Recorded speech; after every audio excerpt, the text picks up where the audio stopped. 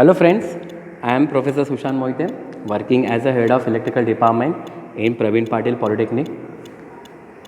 Now we start the unit number 2, that is energy conservation electrical machines. In that we start the energy conservation in transformer. Okay. In this unit we studied before energy efficient transformer. In that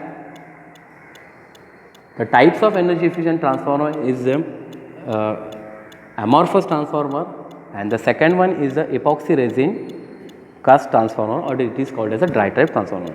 The first amorphous transformer, we also studied amorphous transformer, but sometimes in exam ask the question to explain amorphous transformer.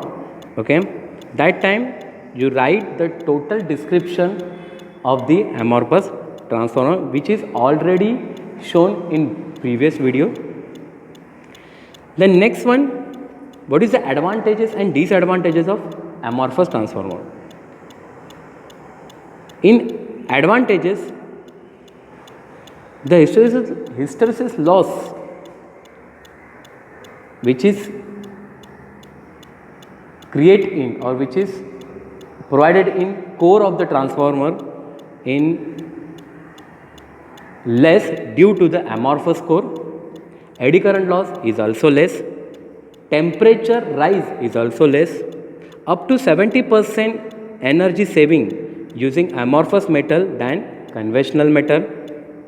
The carbon dioxide emission is also less. Fossil fuel consumption is also less. Magnetizing current, okay, which also less. Overloading capacity of amorphous current transformer is the maximum as compared to conventional transformer. The reliability of the amorphous transformer is the maximum as compared to conventional transformer. Excellent short circuit capacity, and the finally the maintenance cost of amorphous transformer is the less as compared to conventional transformer.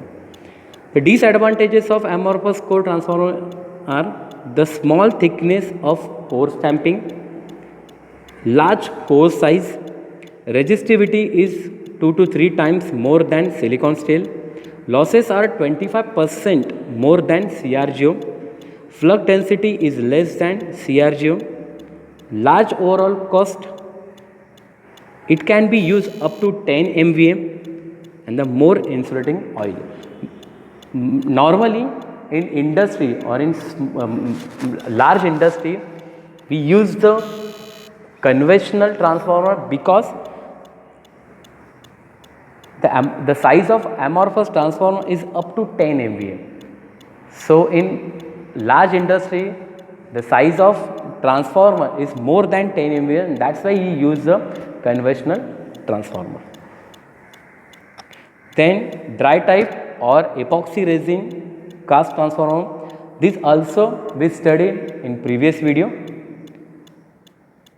Once again the question asked in exam in the form of explain, that time we write in this format. The next one, the constructional features of dry type transformer to improve efficiency. The first, epoxy resin integrated. In this transformer the polyester seal is applied on transformer winding and the coils are poured in some chemical liquids, and after it is dried in the oven. Due to this the winding resistance of corona will be increases, but corona effect will be decreases. The high voltage sustained capacity will increases. There will be more resistance to be moisture, and due to epoxy resin impregnation there will be higher temperature resistance. Due to all these points, losses in the transformer will be less and efficiency of the transformer will increases. The next one, cast resin impregnated. Basically the dielectric strength of this cast resin insulation is more than epoxy resin impregnation. It is equal to insulation level of transformer oil. the overload capacity of this transformer is more. The lighting surges caused due to any reason will affect minimum for this cast resin transformer. This is the features of dry type transformer for improving the efficiency. The next one, why energy conservation techniques adopted in transformer even though its efficiency is 90%. Very important question. The transformer performance depends on its efficiency. Transformer used in real-time application suffer from load as well as no load losses. Loss of efficiency reduces transformer performance. Hence, customers should try different types of methods to improve the efficiency of transformer. Since transformer is almost connected in circuit for 24 hours continuously, so it's necessary to reduce the losses. By different techniques, it is possible to improve the efficiency of the transformer more than 90% as there are no mechanical losses.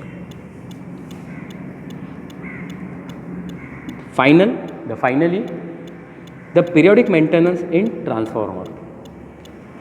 In maintenance, we check the following points of the transformer. The first, check voltage, current, temperature and other parameters of the transformer.